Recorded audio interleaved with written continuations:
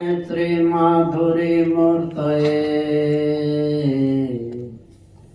तुंग तुंग तुरंग संकीर्तये चंचल त्वाससे नानाहार मनोहराय हरये यष्ट्याल सत्पाणये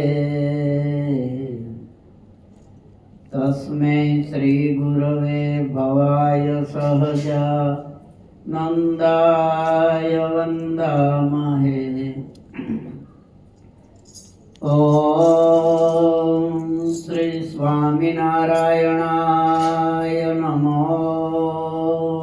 नमः। श्री घनश्यामाय नमो नमः।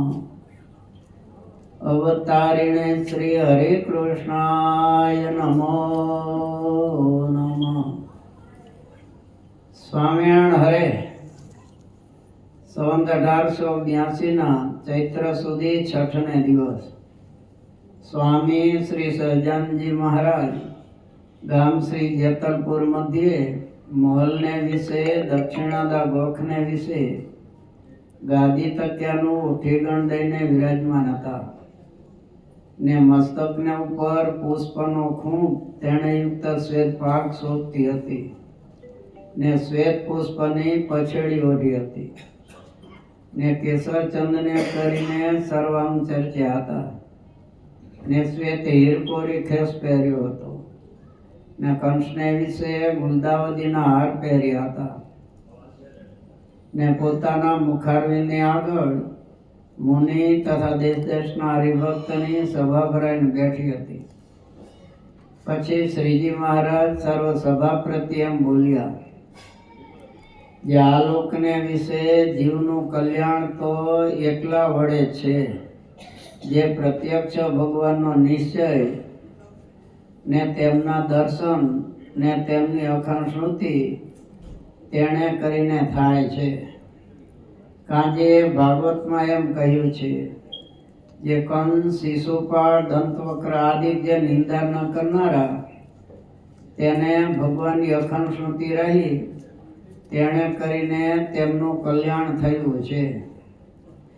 कल्याण माटे केटली बाबत बतावी शुं कीधुं महाराजे आ लोकने विषे जीवनुं कल्याण तो एकला वडे छे प्रत्यक्ष भगवाननो निश्चय। હવે પ્રત્યક્ષ ભગવાન ક્યાં ને પરોક્ષ ક્યાં એ પેલા ખબર હોવી જોઈએ ને। ઘટના તો ઘણા ટાઈમથી વાંચી છે, ખબર છે આ બાબતની, કથા સાંભળતા હશું। મહારાજ આ સભામાં બિરાજે છે જેતલપુરમાં આપણી સામે, એ પ્રત્યક્ષ છે કારણ કે દર્શન આપે છે અને અક્ષરધામમાં છે એ દર્શન આપે છે। કદાચ નેત્ર બંધ કરો અને તરત જો અક્ષરધામની મૂર્તિના દર્શન થતા હોય તો કાંઈ વાંધો નહીં। ઘણા અહીંયા ઠાકોરજી પાસે આવે ને ધૂન કરે, અહીંયા આંખ બંધ કરતી, આંખ બંધ કરો ને તરત મહારાજની મૂર્તિ દેખાય તો કાંઈ વાંધો નહીં।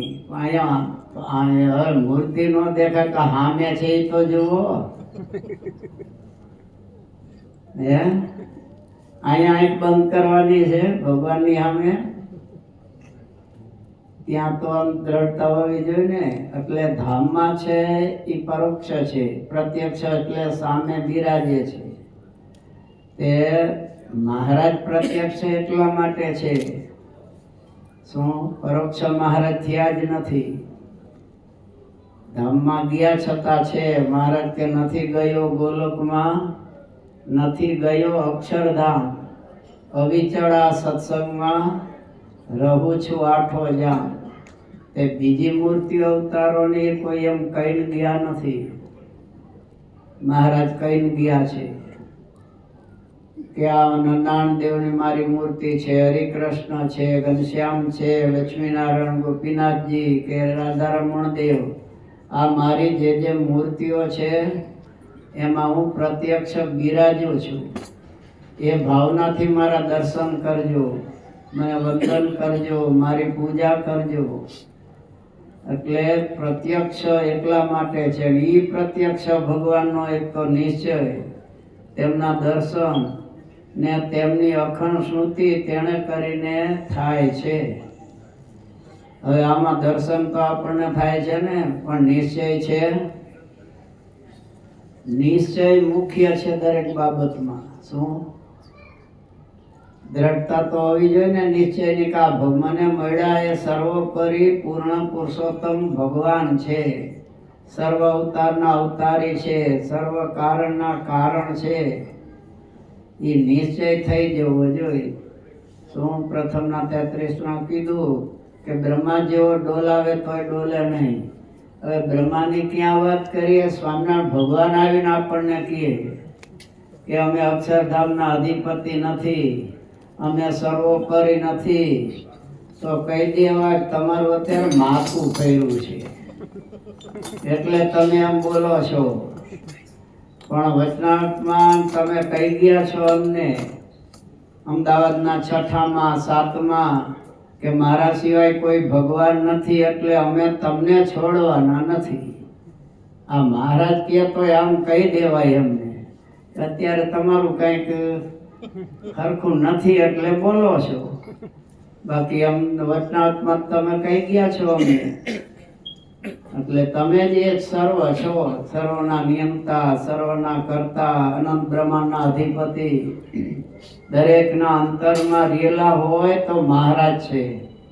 અંતર્યામી શક્તિએ કરીને બીજો કોઈ રહી ન શકે. એ અવતારી પુરુષોત્તમ જ રહી શકે બધાયમાં. એટલે એ નિશ્ચય દ્રઢ થઈ જવો જોઈએ.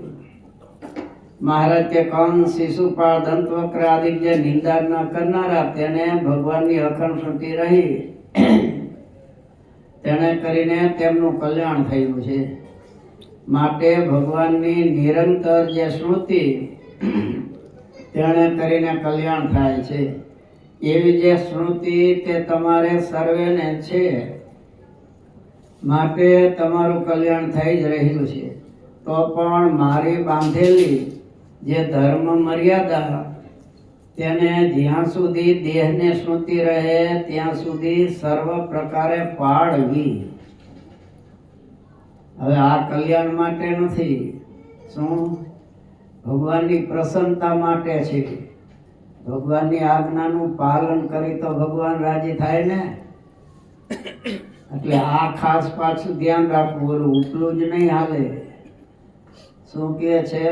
સર્વ પ્રકારે પાળવી મારી આજ્ઞા. તે ઈ કેટલી પડાય છે એ આપણે વિચારવાનું ને. છણે છણે એ વિચાર આવવો જોઈએ. મહારાજે કીધું એમ હું કરું છું કે એથી ઊંધો ચાલું છું? બહારના પીઝા ગટગટાવી હતી કીધું છે. જો કે વાંધો નહીં, બધા બ્રાહ્મણો જ બનાવતા હશે ત્યાં, એટલે એમ જ હશે ને. કેમ હશે? અહીંયા આપણને બધી સગવડતા મંદિરમાં મળે છે. શુદ્ધ ગાંઠિયા છે, મોહનથાળ જતો હોય, મેસૂર જતા હોય, કદાચ પીઝા ખાવા હોય ઘેર બનાવી નાખો. અહીંયા બને છે ને. કઈ પછી શું હવે પછી બહાર જવાની વાત જ ક્યાં રહી? કેટલી સગવડતા મહારાજ સ્વામિનારાયણ ભગવાન કરી દે છે હરિભક્તો દ્વારા. દેહની સ્મૃતિ રહે ત્યાં સુધી. એટલે વધારેમાં વધારે પગ ઉપર પગ ચડાવી ન બેસવું. ન બેસી શકતા તો ખુરશી ઉપર વહી જવું. સભામાં મહારાજે ના પાડી છે પગ ઉપર પગ ચડાવી બેસાય નહીં. ભગવાનનું સંતનું અપમાન કહેવાય છે, ભક્તનું અપમાન કહેવાય છે. એટલે આ બધા ધર્મ નિયમ છે ને 8 વર્ષથી ચાલુ થાય 80 વર્ષ સુધી. પછી કદાચ ઉંમરને કારણે ન બરોબર પડે તો ચાલે. પણ પછી એટલું ધ્યાન રાખવું પડે કે જમવા બેસી ત્યારે ડઝન અડદીઓ જોયેલો જતો હોય, એમાં પચી જતો એનો વાંધો ન આવતો હોય તો પછી 80 વર્ષ પછી એ ભગવાનને રાજી કરવા માટે આજ્ઞાનું પાલન તો કરાય. પણ શરીર શિથિલ હોય તો ન થાય તો ચાલે.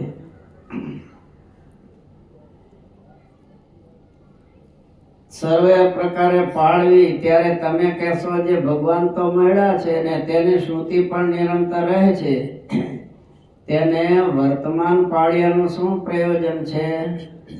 તો એનું તો એમ છે, જે એક તો વર્તમાન દ્રઢ રાખે છે ને એક તો વર્તમાનમાં કસરવાળો છે. તે બેમાં ફેર એટલો છે કે તે કહીએ છીએ શ્રુતિ તો બેયને છે, પણ જે નિયમ ધર્મે રહે છે તે તો પોતાનું જ કલ્યાણ કરે છે, પણ એનાથી બીજા જીવનું કલ્યાણ થાય નહીં. આટલું જ નહીં, હજી આગળ કહીએ છે. પછી એટલું ન માની લેતા તો બસ એટલામાં આવી ગયું. ભગવાન ધામ સુધી પહોંચી પણ ન શકે. ધર્મે રહે છે તે તો પોતાનું જ કલ્યાણ કરે છે, પણ એનાથી બીજા જીવનું કલ્યાણ થાય નહીં.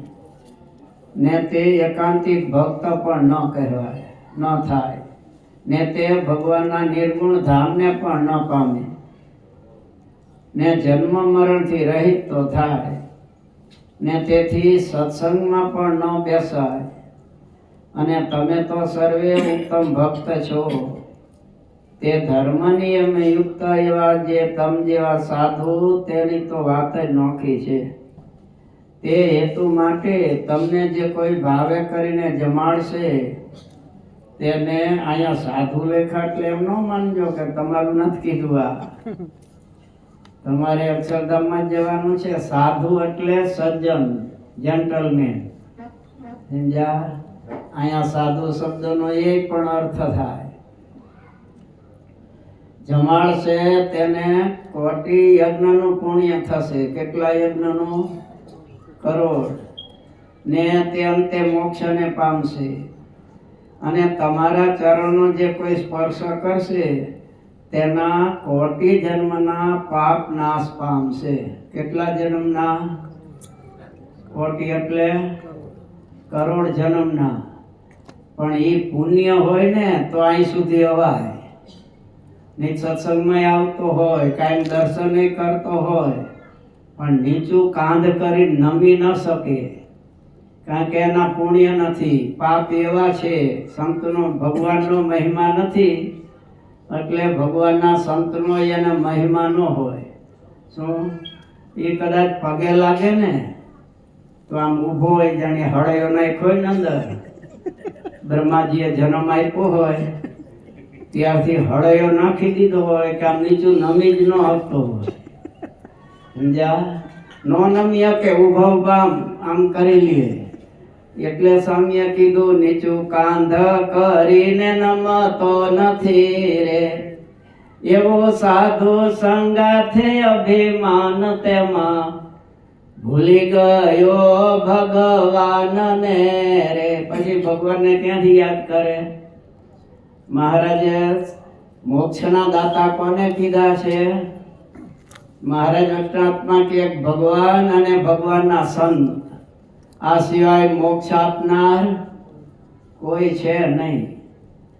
તે ત્રીજું સ્થાન ક્યાં ગોતવા જશો? છે જ નહીં તો પછી હવે અહીંયા જ નમી હકતો નથી તો પછી ધામમાં ક્યાંથી જશે? એ ગામમાં જ રહીએ પછી. સમજ્યા?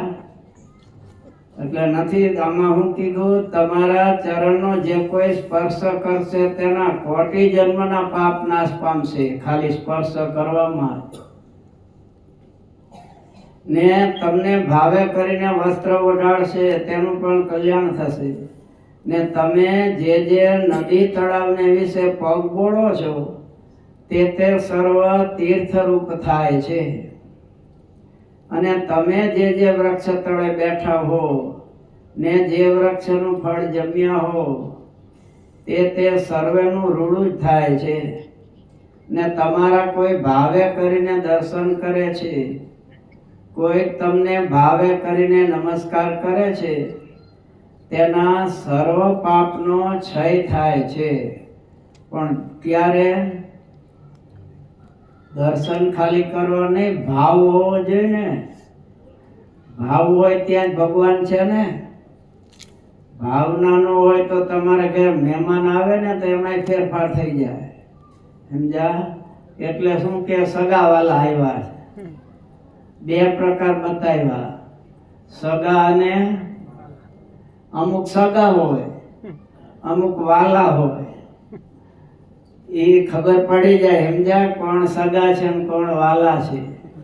શું એ આવે અને તરત ઘરમાંથી ઈશારો થવા માંડે, બોલ આઈસ્ક્રીમ લાવું, એટલે તરત આમ આંખ થઈ જાય કે જરૂર નથી, આ પાણીથી બરોબર છે, સમજ્યા? સમજાઈ જાય કે આ વાલો નથી, સગો છે. શું? અને ઓલા માટે તો આઈસ્ક્રીમ આવે, થમ્સ આવે, કોકા કોલા આવે, જેમાં વગર તો જમવા જવાય જ નહીં. શું? કારણ કે વાલો છે અને ઓલો વાલો નથી. તે સંતમાં ભાવે કરીને જો દર્શન કરે ને તો એ જુદું હોય, એને સંત વાલા છે અને બૈરા છોકરા જ વાલા છે. સંતને વિશે ભાવ નથી. તે મોક્ષ માટે ભાગવતમાં શું કીધું? દીનાનાથ ભટ્ટ છે ને, એને 18,000 ભાગવતના શ્લોક કંઠસ્થ હતા. જન્મમાં બેસીએ તે ચાલુ કરી દે, તે ઠેઠ સુધી બોલી જાય. પછી મહારાજ કે ભટ્ટજી, અમે સાંભળ્યું છે તમને આખું ભાગવત કંઠસ્થ છે. તો કે હા મહારાજ. મહારાજ કે એમાંથી તમારા કલ્યાણ માટે કયા શ્લોક તમે નક્કી કર્યા છે? તો કે મહારાજ એ તો કાંઈ કર્યા નથી, એ કઈ નક્કી. તો 18,000 શ્લોક કામના શું? એમાંથી જો એકેય શ્લોક કલ્યાણને માટે નક્કી ન કર્યો હોય તો કે મહારાજ એ તો કઈ કોઈ દી વિચારે આવ્યો નથી. તે વિચાર ક્યારે આવે પંડિતને? પણ એ સંત સમાગમ કરે, કારણ કે ભગવાનના યોગમાં રહીએ. સંત વિના સાચી કોણ કહે રે, સાચા સુખની વાત, સાચા સુખની વાત. સંત વિના સાચી કોણ કહે રે. એ દુઃખ લગાડીને કીએ તમને ગમે કે ન ગમે, પણ તમારું હિત તો કરવું જ પડે ને. એમાં આવે છે ને, જનનીને હૈયે હેત છે. કોને? પોતાના પુત્રને વિશે. માને કેવું હે તો અહીંયા બાપા નો લેખા, સમજ્યા? બાપાને એકવીનું ભાઈ હોય તો ખરું, ન હોય એમ નહીં, પણ જનની જેવું ન હોય, સમજ્યા? ઈ તો રમાડો તો એમાંય ખબર પડી જાય. થોડોક ઓલો રોવા માંડે એટલે તો આને આવે સાનો રાખ, તું જ રાખી દે ને ભાઈ. સર્ટિમાં બધે નામ તો તારું છે, એનું નામ તો ક્યાંય આવતું નથી. પાસપોર્ટમાં તારું નામ છે એની પાછળ, પણ માને એવું હેત હોય છે, સમજ્યા? એ માંદો પડે ડોક્ટર પાસે લઈ જાય, છોકરું ના પાડે પણ સાહેબ દઈ દો, હું ચાલી રાખું છું બરાબર. ઇન્જેક્શન મારો જ તમે, ઓલો રાયડું પાડે તો માને શત્રુતા છે પુત્રને વિશે, પણ એનો રોગ કાઢવો છે. એમ જન્મ મરણનો રોગ કાઢવો હોય તો સંત કટુ વચન પણ કહેશે, પણ ઘણાને તો કઈ કહે તો આવતા બંધ. લ્યો જય સ્વામિનારાયણ, આ તમારું મંદિર પડ્યું. હવે આમાં ક્યાંથી કહેવાય? કઠોર વચન સહન કરવા પડે ને. એમ કહે છે સંત, કદાચ કટુ વચન પણ કહે, પણ એ આપણા હિતને માટે હોય છે. એટલે મહારાજ કે ભાવે તમારા દર્શન કરશે. જે કોઈ તમને ભાવે કરીને નમસ્કાર કરશે તેના સર્વ પાપનો ક્ષય થાય છે. ને વળી તમે જેને ભગવાનની વાત કરો છો અને કોઈકને ધર્મ સંબંધી નિયમ ધરાવો છો, તેનો મોક્ષ થાય છે. આ ધર્મ સંબંધી નિયમ તો જોશે, કારણ કે આપણા મહારાજ છે એના પિતા જ ધર્મ છે, માતા ભક્તિ છે. એ ભગવાનને લાવવા હોય તો પેલા ધર્મદાદાને રાખવા પડે. એ ધર્મ હોય તો પછી ભક્તિ માતા તો પતિવ્રતા છે.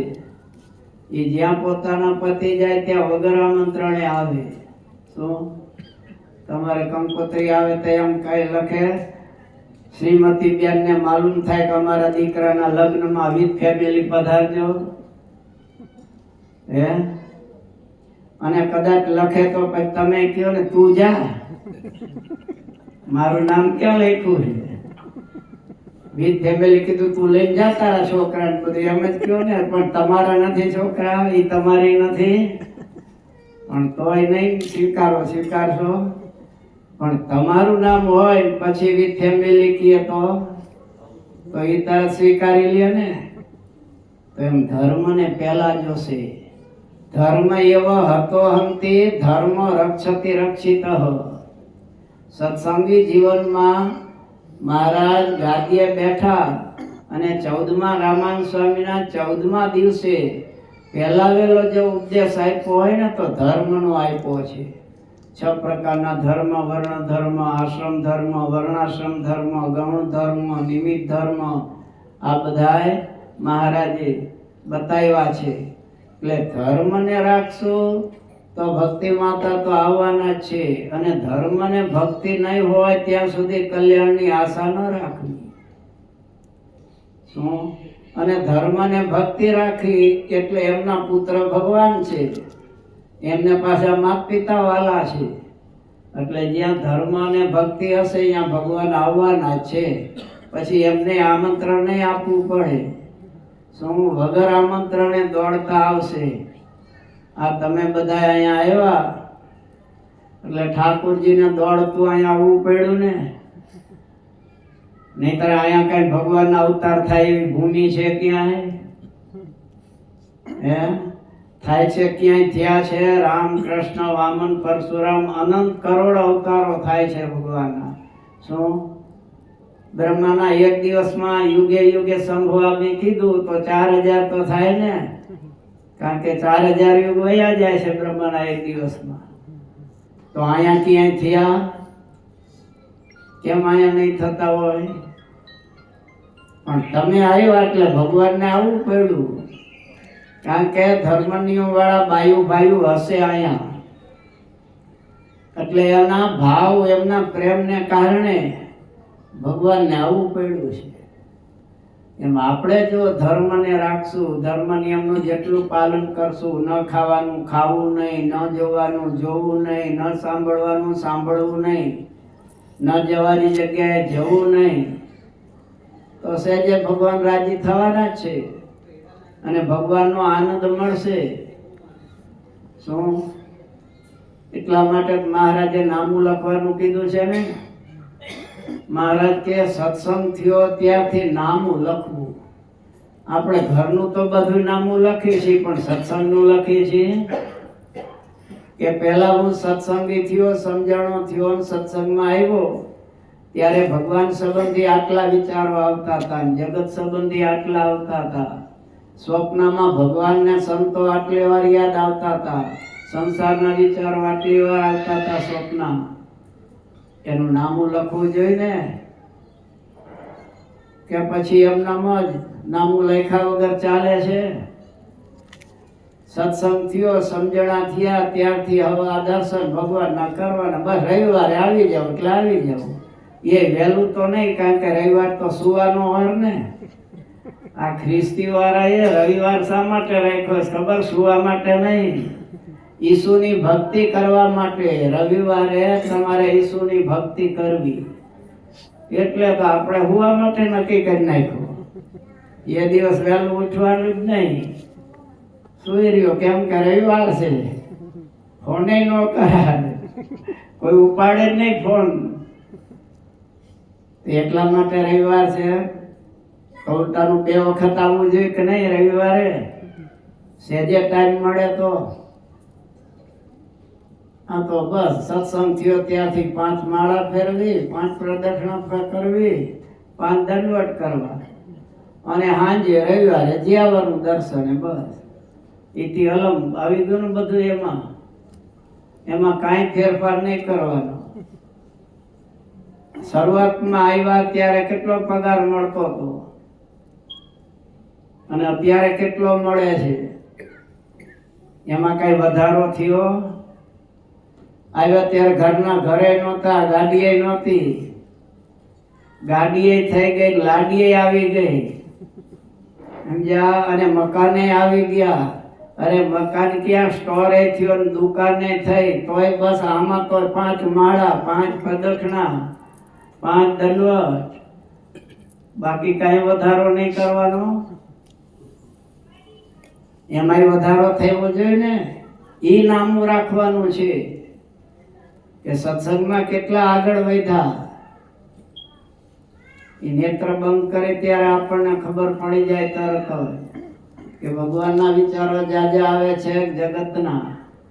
શું ઉગાડી આંખે ન દેખાય, કારણ કે ઉગાડી આંખ રાખો ને એટલે બહારના દ્રશ્યો દેખાયા કરશે. પણ નેત્ર બંધ કરો એટલે બહારનું બંધ થઈ ગયું. એ બંધ થઈ ગયું એટલે અંદરનું દેખાશે. હવે અંદર જે કચરો ભર્યો હશે એ દેખાશે. હવે આહારની જો શુદ્ધિ હશે તો અંદરથી સારું નીકળશે. આહારની અશુદ્ધિ હશે તો અશુદ્ધ વિચારો હશે. ભાગવતમાં લખ્યું સત્વમ યદ બ્રહ્મ દર્શનમ. સત્વગુણ વર્તે તો જ આત્મા અને પરમાત્માના દર્શન થાય, એનો સુખ, એનો આનંદ મળે. એ માળા ફેરવો ત્યારે ખબર પડે, આમ ન ખબર પડે. સમજ્યા? ક્યારેક બેઠા હોય ને ત્યારે આમ એકાંતમાં બેસી ભગવાન સામે આમ નક્કી કરવું કે આજ તો મહારાજ સિવાય એક માળા એવી ફેરવવી છે, બીજો સંકલ્પ જ થવા દેવો નથી. અને એકાગ્રતા કરજો, અડધે તો પહોંચજો. ત્યાર પહેલા તો વહી ગયા છો દુકાને કા બહાર ફરવા, ખબરે નહીં હોય પાછી એટલે આ તો નહોતો કરવાનું. ક્યારે વયો ગયો? મનજીભાઈ બહુ ચંચળ છે. ચંચલમય મન કૃષ્ણ પ્રમાથી બલવત દ્રઢમ. અર્જુન કહે છે પ્રભુ તમે કહો છો મનને શાંત, મનને કાબુમાં રાખ, પણ બહુ ચંચળ છે, પાછું અઠીલું છે. અર્જુન ભગવાનને કહે પ્રભુ ઘણીવાર સમજુ છું કે આ ન કરાય તોય થઈ જાય છે, સમજવા છતાં નથી કરવું એમ સમજુ છું, છતાં બળાત્કારે થાય છે. તો આ કોણ લઈ જાય છે મનજીભાઈને? ત્યારે ભગવાન કે કામ એસ, ક્રોધ એસ, રજોગુણ સમુદ્ભવ. કામ અને ક્રોધ લઈ જાય છે, જે રજોગુણમાંથી ઉત્પન્ન થયેલા છે. તો હવે એ રોગને ટાળવો હોય તો સત્વગુણ લાવવો પડે. તો સત્વગુણ લાવવા માટે સત્વગુણી વસ્તુનું સેવન કરવું પડે. શું? પેલા તો થિયેટરો હતા એટલે બહુ ટાઈમ ન મળે અહીંયા જવાનો. મહિનામાં કદાચ 1 વાર જાય તો 12 મહિનામાં 12 વખત જવાય. પછી ટીવીના ડબલા ઘરમાં આવ્યા તોય પણ બહુ એટલું બધું ન હોય, કારણ કે સવારમાં જોબ કરવા જવાનું, સાંજે ઘેર આવી ટાઈમ જ ન રહે ને. અને સાંજે થોડી વાર ચાલુ કરો ત્યાં નિદ્રા દેવી પાસે પધારે, એટલે એ બહુ નહોતું. હવે તો એ બધો કચરો ખિસ્સામાં આવી ગયો, મોબાઈલમાં. એટલે તો ગાડી ચલાવતા ચલાવતા કચરો અંદર નાખવો હોય તો નખાય બધો હોય. સારું છે, ખરાબ છે, એમ સારું છે, પણ સારું લેનારા કેટલા? અત્યારે કથા સાંભળવી હોય, સત્સંગ કરવો હોય, કીર્તન સાંભળવા હોય તો રાતના 2 વાગે સુતા સુતા મળે, બધું મળે ને. ઠાકોરજીના દર્શન કરવા હોય તો એ મળે છે. 6 ધામના લખે છે દર્શન યુટ્યુબમાં, પણ 6 ધામ નહીં, કેટલાય ધામના દર્શન કરાવે છે. પણ આપણને ટાઈમ હોવો જોઈએ દર્શન કરવાનો. ત્યાં ટાઈમ નથી મળતો, બાકી ટાઈમ મળે ફરવા જવામાં. હે અઠવાડિયાની રજા છે તો હાલો ફરી આવી, પણ એમ થયું કે અઠવાડિયાની રજા છે, ચાલો મંદિરમાં ભજન ભક્તિ વધારે કરીએ, આટલા જાપ વધારે ભગવાન સામે બેસીને કરીએ, કે વચનામૃત રોજ આટલા વાંચીએ, એ થવું જોઈએ ને. જેમ જગતમાં આગળ વધ્યા એમ સત્સંગમાં આગળ વધવું પડશે ને. તો એ એટલા માટે મહારાજે નામું લખવાનું કીધું છે. મહારાજ કે છે ધર્મ સંબંધી નિયમ ધરાવો છો તેનો મોક્ષ થાય છે ઇત્યાદિ ધર્મ નિયમ વાળા તમારા જેવા સંત એની સર્વે ક્રિયા કલ્યાણરૂપ છે. હવે આ બધુંય સંતમાં છે એમ મહારાજે કીધું.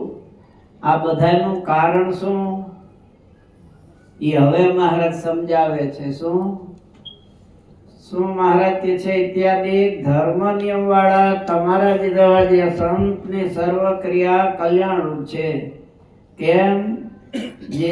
જે પ્રત્યક્ષ શ્રી નરનારાયણ ઋષિનો તમારે દ્રઢ આશરો છે. આ નરનારાયણ ભગવાન એ સ્વામિનારાયણ ભગવાનનું સ્વરૂપ છે. શું? અમદાવાદમાં મહારાજ કે મંદિર કરી અને મહારાજે પધરાવ્યા ત્યારે મહારાજે શું કીધું કે આ મૂર્તિમાં અમે અખંડ બિરાજીએ છીએ. એટલે એમાં એ ભાવ ન લાવવો કે બદ્રિકાશ્રમમાં છે એ છે, કે નર એટલે અર્જુન છે, કે કૃષ્ણ એટલે વસુદેવ પુત્ર છે. કૃષ્ણ સ્વામિનારાયણ ભગવાનનું નામ નથી છે ને, પણ આપણે કૃષ્ણ નામ આવે એટલે તરત આમ બાયપાસ ભાગી છે. સમજ્યા? એક ફેરે મને એક ભાઈ ભેગા થયા હતા કે સ્વામિનારાયણ ભગવાન તો એ ક્યાં ભગવાન છે. શિક્ષાપત્રીમાં પોતે જ કૃષ્ણનું ધ્યાન કરે છે. વામ્યસ્ય સ્થિતા રાધા શ્રીશ્યસ્યાસી વક્ષસી વૃંદાવન વિહારંતમ શ્રી કૃષ્ણ હૃદય ચિંતયે. પછી મેં કીધું તો પછી રામે ભગવાન નહીં કહેવાય? કે કેમ? રામ તો ભગવાન જ છે ને. એમને રામેશ્વરની સ્થાપના કરી. રાવણને મારવા જવું હતું ત્યારે સમુદ્ર કિનારે કરી છે ને, રામેશ્વરમાં પૂજા કરી છે. તો એ રામે પૂજા કરી એટલે રામ ભગવાન મટી ગયા અને શિવજી ભગવાન થઈ ગયા. શિવ પોતે કહે છે એ ટીવી ઉપર આવી ગયું છે. હવે તો એ જોઈજો તમે, એ શિવલિંગની સ્થાપના કરી ત્યારે પછી કોઈએ પ્રશ્ન પૂછ્યો પ્રભુને કે આ રામેશ્વર તમે આનું નામ પાડ્યું તો રામેશ્વર એટલે શું? તો રામચંદ્ર ભગવાન કહે રામેશ્વર એટલે રામ ના ઈશ્વર. શું? ત્યારે જોજો ટીવી ઉપર શિવ પાર્વતી આવ્યા છે ત્યાં, કારણ કે એની સ્થાપના કરી છે ને, તો શિવજી હાજર થઈ ગયા છે આકાશમાંથી. શિવજી હસવા માંડ્યા કે દેવી જુઓ તો ખરા, ભગવાન ભગતનો મહિમા વધારે છે. એટલે પાર્વતી કે તો મને કઈ આમાં તમારા બેમાં ખબર પડતી નથી, તો આનો સાચો અર્થ શું છે? તો કે રામસ્ય ઈશ્વર એમ નહીં, તો રામ ઈશ્વર યસ્ય. રામ જેના ઈશ્વર છે ઈ રામેશ્વર છે. તે રામેશ્વરની સ્થાપના કરી કઈ ભગવાન રામ મટી ગયા? ભગવાન તો છે જ. કૃષ્ણ ભગવાને ગોવર્ધનની પૂજા કરી. અન્નકૂટનો ઉત્સવ ઈ જ છે ને. તો ગોવર્ધનની પૂજા કરે એટલે કૃષ્ણ ભગવાન મટી ગયા, ગોવર્ધન ભગવાન થઈ ગયા. ભગવાન આલોકમાં આવે ત્યારે ભગવાનની લીલા બીજાને સમજાવવા માટે હોય છે. ને શિક્ષાપત્રીનું જે મંગલાચરણ છે ને, એના બે અર્થ થાય. શું? એ મહારાજે પોતાનું એમાં મંગલાચરણ કરેલું છે. શું? વામે યસ્ય સ્થિતા રાધા શ્રીશ્ચયસ્યાસી વક્ષસી વૃંદાવન વિહારંતમ શ્રી કૃષ્ણમ હૃદય ચિંતયે. વામે યસ્ય સ્થિતા રાધા એટલે જેના ડાબા પડખામાં રાધિકાજી રહેલા છે. શ્રીશ્ચયસ્યાસી વક્ષસી જેના વક્ષસ્થળમાં લક્ષ્મીજી રહ્યા છે. અને વૃંદાવન વિહારંતમ, વૃંદાવનમાં વિહાર કરનારા છે એવા તમ શ્રી કૃષ્ણમ હૃદય ચિંતયે, એવા શ્રી કૃષ્ણ ભગવાનનું હું ચિંતન કરું છું.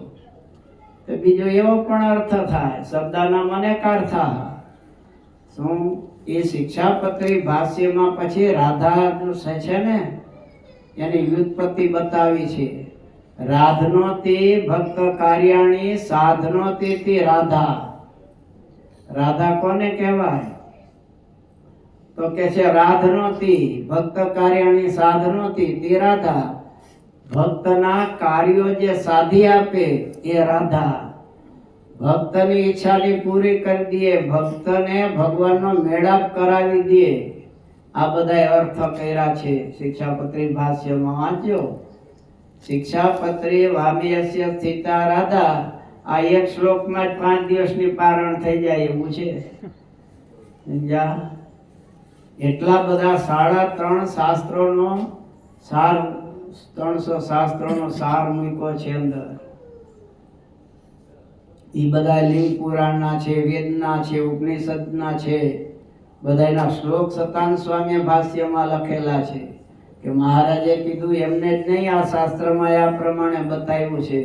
એમ ન માનતા સ્વામી ભગવાને જ આ કીધું છે. એટલે એવો પણ અર્થ થાય છે, રાધનો તે ભક્ત કાર્યાણી, સાધનો તે રાધા. તો રાધા એટલે ભક્તના કાર્ય સાધી આપે. પારસીનો છોકરો સુરતમાં જન્મથી મૂંગો હતો.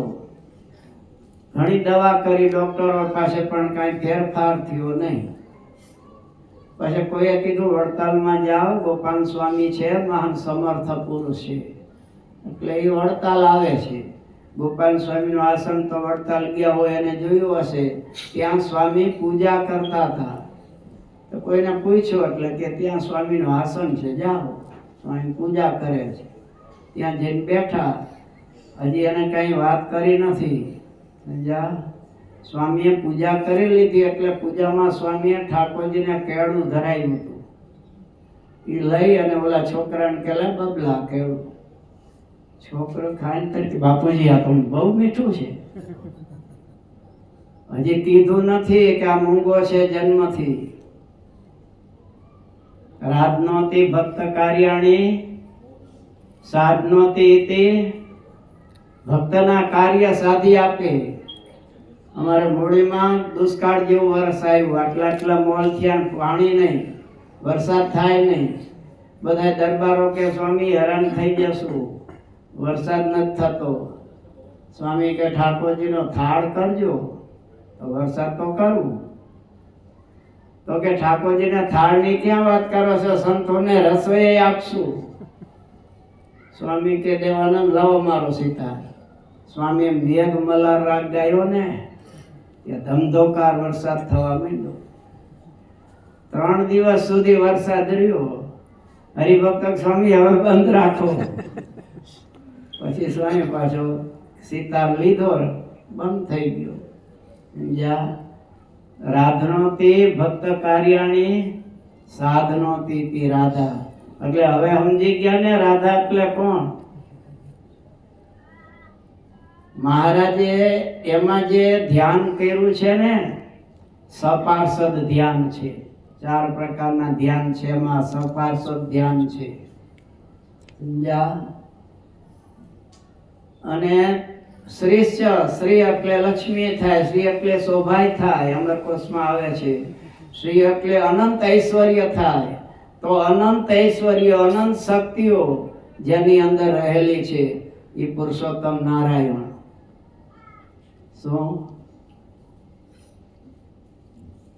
અને પછી આવે છે વૃંદાવન વિહારંતમ. વૃંદાવનમાં વિહાર કરનાર. વૃંદ અને આવન 2 શબ્દ છે. વૃંદ અને અવન.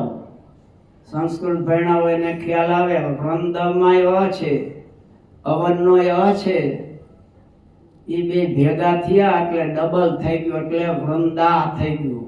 વૃંદાવન.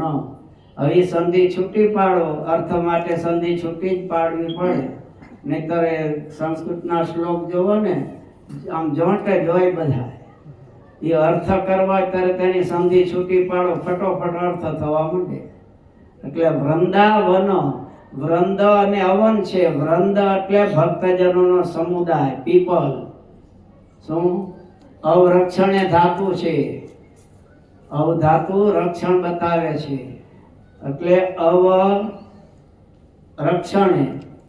વૃંદ એટલે ભક્તજનોનો સમુદાય, એના રક્ષણ માટે વિહારંતમ, જે ભગવાન વિચરી રહ્યા છે દરેક જગ્યાએ. અહીં ધરતીકંપ થાય તમે પ્રાર્થના કરવાનું, હે મહારાજ દયા કરજો, હે મહારાજ દયા કરજો, કાંઈ મુશ્કેલી આવે ને એટલે અહીંયા દોડા આવે. ત્યાં મેલબોર્નના પ્રાર્થના કરે તો અહીંયા જાય, સુરતના પ્રાર્થના કરે તો અહીંયા પહોંચી જાય, અમદાવાદના પ્રાર્થના કરે તો ત્યાં પહોંચી જાય. આ વૃંદ એટલે ભક્તજનોનો સમુદાય, એના રક્ષણ, અવ એટલે રક્ષણ માટે વિહારંતમ, જેનું વિચરણ છે. એવા તમ શ્રી કૃષ્ણ અહમ ચિંતયે, પોતાના સ્વરૂપનું ચિંતન કર્યું છે. અને કોઈ પણ ગ્રંથ હોય ને એમાં 3 મંગલાચરણ હોય. એક શરૂઆતમાં હોય, એક મધ્યમાં હોય અને એક એન્ડમાં હોય. મધ્યમાં ક્યાં છે? 108મા શ્લોકમાં. ત્યાં વાંચજો. ત્યાં શું કીધું મહારાજે? સહ શ્રી કૃષ્ણ પરમ બ્રહ્મ સર્વાવિભાવ કારણ, સ શ્રી કૃષ્ણ પરમ બ્રહ્મ સર્વાવિભાવ કારણ, ઉપાસ્ય ઈષ્ટ દેવો નઃ. મહારાજ કે તમારા ઈષ્ટદેવ કોણ છે? સહ શ્રી કૃષ્ણ. સહ એટલે તે, ક્યાં? તો કે જે પરબ્રહ્મ છે. પાછા સર્વાવિભાવ કારણ, જેમાંથી અનેક અવતારો થાય છે અને અનેક એમાં લય પામે છે. તે કોનું વર્ણન છે? પુરુષોત્તમ નારાયણ સ્વામિનારાયણ ભગવાનનું છે. અને એ વામેશ્યની પછી નીચેના શ્લોક છે, છેલ્લો શ્લોક જોઈજો, એમાં સચોટ કીધું છે સ્વામીએ. સમજ્યા? સ્વામી કે આમાં જે શ્રી કૃષ્ણ કીધા એ બીજા નહીં, મહારાજે પોતાને જ કીધા છે. એ સાક્ષાત ભગવાન કૃષ્ણ ઉપાસ્ય ઈષ્ટ દેવોના આપણા ઉપસ્થ એ કે છે ભક્તો ધર્મ તો આસ ભૂવિ કૃપયા, ધર્મ અને ભક્તિ થકી અનંત જીવોના કલ્યાણ માટે કૃપા કરીને જે ભગવાન પધાર્યા છે, સએવ નતુ અન્ય. અહીંયા કૃષ્ણ બીજાને ન માનતા કે છે, મહારાજે પોતાને જ કીધેલા છે. એ 108 શિક્ષાપત્રી ભાષ્યનો શ્લોક, એના એન્ડમાં જોજો આ શ્લોક સતાનંદ સ્વામીએ મૂકેલો છે. એટલે મહારાજે પોતાનું જ કીધેલું છે. સમજ્યા? એટલે બહુ સમજીને દ્રઢ ઉપાસના એમની કરવી. અક્ષરધામમાં જવું હોય તો નિશ્ચય તો દ્રઢ જોશે ને, પણ નિશ્ચયની વાત બહુ અટપટી છે. એ એકાંતિક ભક્તનું વાત આવી આમાં. એકાંતિક ભક્ત મહારાજ કે ન થાય નિશ્ચય ન હોય તો શું? એકાંતિક ભક્ત એને કહેવાય કે એક જ જેનો અંત હોય, ભગવાન સિવાય બીજે નહીં. અને ગમે તે તમે વાંચો શાસ્ત્રો, રામને ભજતા હોય તો રામનું ભજન કરો, એમનો એકનો આશરો રાખો. કૃષ્ણનું ભજન કરતા હોય તો કૃષ્ણ ભગવાનનો આશરો, સ્વામિનારાયણનું ભજન કરવા હોય તો સ્વામિનારાયણનો આશરો. પણ કલ્યાણ માટે અવતારો જોશે, એ સિવાય બીજા કલ્યાણ નહીં આપી શકે. એ ધ્યાન રાખજો. કારણ કે તો ટીવી ઉપર શાસ્ત્રો આવી ગયા છે ને બધા. એ મુશ્કેલી આવે ત્યારે બધાય દેવો ભગવાન પાસે પહોંચી જાય છે ને પ્રાર્થના કરવા, પ્રભુ આ અસુરો અમને હેરાન કરે છે, જન્મ ધારણ કરો. ત્યારે રામ ને કૃષ્ણ એ બધા આવે છે ને, તો એ શું બતાવે છે કે આ નીચેવાળા નથી કરી શકતા, કાંઈ અસુરોનો પરાભવ નથી કરી શકતા. ત્યારે ભગવાનને આવવું પડે છે. ને એટલા માટે ગીતામાં ભગવાને કીધું યદા યદા ઈ ધર્મસ્ય ગ્લાનિર્ભવતિ ભારત. શું? રામાયણમાં, વાલ્મીકી રામાયણમાં રામજી કહે છે સુકૃત એવ પ્રપન્નાય તવાસ્મિતે ચ યાચતે અભયમ સર્વભૂતેભ્યો દદામ્યતત વ્રતમ મમ. રામચંદ્ર ભગવાન કહે છે એકવાર આવીને કે હું તારા શરણે છું, પછી દરેક થકી હું એની રક્ષા કરું છું. પણ હવે ચારે બાજુ માથા ઘસતા જાય તો પછી તો ભગવાન તૈયાર ન થાય. ગીતામાં ભગવાને કીધું, અર્જુને શું કીધું? મામ એકમ શરણમ વ્રજ અહમ ત્વમ સર્વ પાપેભ્યો મોક્ષયિષ્યામિ મા શુચો. મદિયાજી મામ નમસ્કુરુ, મારું જ જન કર, મારી જ પૂજા કર, મને જ નમસ્કાર કર, કીધું છે ને. તો હું રક્ષા કરીશ તારી. પણ ચારે બાજુ જઈને માથા ઘસી તો વંદન દરેકને કરો. કદાચ કરો તો પૂજાય કરો, એમાંય વાંધો નહીં, પણ માળા ધ્યાન ભજન એ એકનું. પ્રાર્થના એકને જ થાય, સુખ દુઃખની વાત એકને કરાય, બધી ચારે બાજુ ન જવાય. સમજ્યા? અને મહારાજના થઈને આપણે બીજે પ્રાર્થના કરો કે અમારું દુઃખ દૂર કરો, તો એનો અર્થ શું થયો? કે તમને તમારા ઈષ્ટદેવમાં વિશ્વાસ નથી કે આ મારી રક્ષા નહીં કરે, ઓલા કરશે. હા, મહારાજે કીધું છે, રામજીએ કીધું છે કે હનુમાનજી પૂજા કરે અને મારી કરી છે, કરેલી છે, એટલે એ પૂજા કરો. પણ એ પૂજા કરાય હે, પણ ખરી રીતે દ્રઢ ઉપાસના તમારામાં હોય તો ભૂત પ્રેત તો આવે જ નહીં. મહારાજ કે ભૂત પ્રેતનો ઉપદ્રવ થાય ત્યારે નારાયણ કવચનો પાઠ કરો અથવા હનુમાનજીના મંત્રનો જાપ કરો, પણ બીજા કોઈ શુદ્ર દેવ દેવીનો જાપ ન કરવો. પણ તમારામાં જો સર્વોપરી દ્રઢ ઉપાસના હોય, કંઠી હોય અંદર ગળામાં, તો તાકાત નથી ભૂત પ્રેત તમારાથી 52 ફૂટ દૂર રહે. 52 50 ઉપર સમજ્યા? બળવા માંડે ત્યાં ન આવી શકે એવો મહારાજનો પ્રતાપ છે. શું સાણંદપુરમાં હનુમાનજી પધરાવ્યા છે ને? કોને પધરાવ્યા છે? ગોપાલ સ્વામી. એ ઘણા એવા બુદ્ધિનાથ ને એવા આવે ને, બ્રહ્મ રાક્ષસો જોરદાર હોય, અને બ્રાહ્મણ હોય, મહાન પંડિત હોય, પછી વિદ્યા કોઈને ન આપી હોય ને પછી બ્રહ્મ રાક્ષસ થાય. લખણ એવા હોય એટલે. હવે એની સામે તમે પાઠ કરો તો એ બધું જાણે છે પાછું. તમે ચંદીના પાઠ કરો તો એ સામે પાઠ કરવા માંડે. હવે શું કરવામાં? તમે 16 ઓમ સહસ્ર શિરેખા પુરુખા મંડો બોલો તો એ સામું બોલવા માંડે, એટલે એને કાંઈ અસર ન કરે. એવું જ્યારે થાય, હનુમાનજીથી ન નીકળે ત્યારે ગોપાલ સ્વામીની લાકડી છે ત્યાં જોજો, સારંગપુર જાવ ત્યારે એ લાકડીમાં કાંઈ મહારાજે પ્રતિષ્ઠા કે ગોપાલ સ્વામીએ પ્રતિષ્ઠા નથી કરી. સ્વામીને અવસ્થા થઈ એટલે તમે ઘણા વ્રત રાખો છો ને લાકડી, એવી રીતે સ્વામી લાકડી રાખતા. ખાલી એ લાકડી છે એ ઓલા હનુમાનજીથી ન જાય ને ત્યારે ન જાવ ના, એ પાછું બોલે આ લંગડાથી તો નહીં જ જાવ. પછી ગોપાલ સ્વામીની લાકડી લઈ એ ખાલી પાણીમાં બોળે, અને એ પાણી છાંટે ઓલો રાડ દેતો ભાગે જાઉં છું. તો લાકડીમાં કેટલું સામર્થ્ય હશે? તો લાકડીથી જે જાય છે તો એ લાકડી ઝાલવા વાળામાં કેટલું સામર્થ્ય હશે? તો એ જેનું ભજન કરીને આ સામર્થ્ય પામ્યા છે એ સ્વામિનારાયણમાં કેટલું સામર્થ્ય હશે? આ વિચાર કરો ત્યારે સાચો આપણે સત્સંગ સમજાય કે આપણને મળ્યા જે મહારાજ એ કોઈ સામાન્ય નથી. શું? સર્વોપરી પૂર્ણ પુરુષોત્તમ નારાયણ બિરાજે છે. એ બીજે તમારે જીવ જાય, જ્યારે બીજે માગણી થાય ત્યારે સમજી જવું. તમારા ઘરના છે, તમે કયો છતાં એ કહે તમને ભાઈ હાડી લાવી આપો, આમ લાવી આપો, તમે ન લાવી આપો, 2-3 મહિના કાઢી નાખો, પછી ઓને કંટાળો ચડે, જવા દો ને, એ ન લાવ્યો કે પાડોશ રમેશભાઈને કહું, રમેશભાઈ એકાદે હાડી લેતા આવજો ને, આ નથી લાવતા, તમારા ભાઈ 3 મહિના થઈ ગયા, ઓલો એક નહીં 2 લાવી દે. લ્યો બેન વાપરો, એમાં હું, મારે ભગવાનની ઘણી દયા છે. પછી તમે રાજી થાવ ને કે આમ બધા પાસે મગાવું, મીઠવી મગાવી, મારે ખર્ચ ને એમ થાય શું થાય? પ્રેમમાં ઝેર રોપાઈ જાય કે નહીં? હે?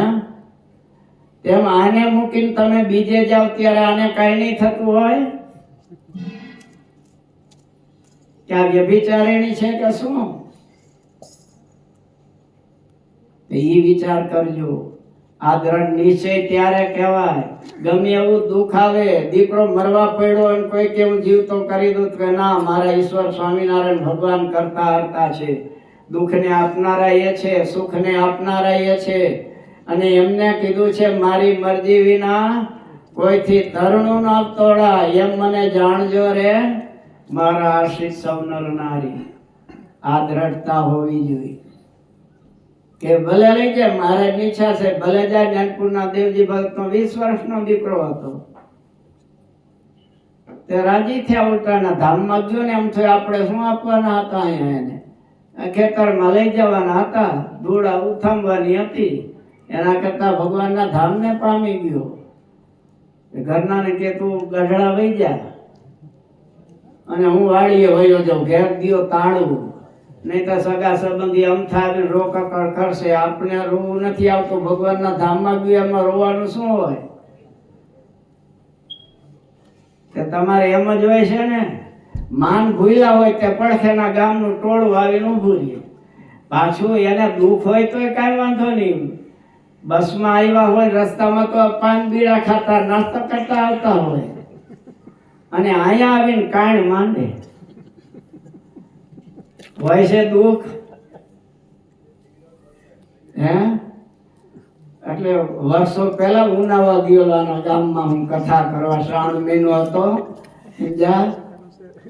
એમાં પછી કોઈ મરણ થયેલું. એટલે મેં કીધું શું છે બપોર રોજ રાતે કેમ ભેગા થાય છે? એટલે પછી હરિભગત કે અહીંયા એક છોકરો મરી ગયો છે, સમજ્યા? એટલે અહીંયા એ લંઘીઓને બોલાવે. ગામના આખા ગામની બાયું ફરતી ઊભી રહે, વર્તે આ વર્તે આ લંઘી ઊભી રહે, અને એ પછી છાજિયા લે અને બધા બાયું પછી, સમજ્યા? એટલે વચ્ચે હોય ને બાઈ લંઘે, એને ઘઉં ચોખા ને એવું કાંઈક નક્કી કર્યું હોય રૂપિયા આપવાનું. એટલે વચ્ચે ઉભા ઉભા બોલે અમારા ફલાણા મરી ગયું હોય ને એનું નામ લઈએ, અમારા ફલાણા ભાઈને જમના તેડા નો હોય. ખરતી બાયું બોલે એ હોય. કેમ નો હોય? કોઈ દી બાજુમાં મંદિર છે, મંદિરે દર્શન કરવા ગયો નથી, સંતનો સમાગમ કર્યો નથી, કથા વાર્તા સાંભળી નથી, તમને લંઘ્યું ને શું ખબર પડે? એને તો હોય જ એમ.